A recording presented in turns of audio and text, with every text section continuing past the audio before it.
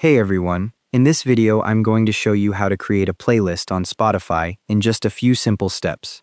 Start by clicking the Create button in the left sidebar. A menu drops down with several options. Click Playlist from that menu and a new playlist is immediately created in your library with a default name. An Added to your library notification briefly appears at the bottom of the screen confirming the playlist was saved.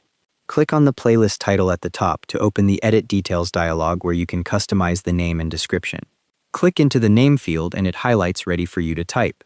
Type in your playlist name. For this example, I'm calling it Test Playlist. Then click Save and the dialog closes with your new name displayed. Now to add songs, click the search box that says, "Let's find something for your playlist." Type in an artist or song name, I'm searching for Bruno, and matching results appear below. Click the Add button next to any track you want, and it's added straight to your playlist. The song appears in the list below. A green check mark appears next to the track confirming it's now in your playlist. You can keep adding more songs the same way, and your playlist builds up as you go.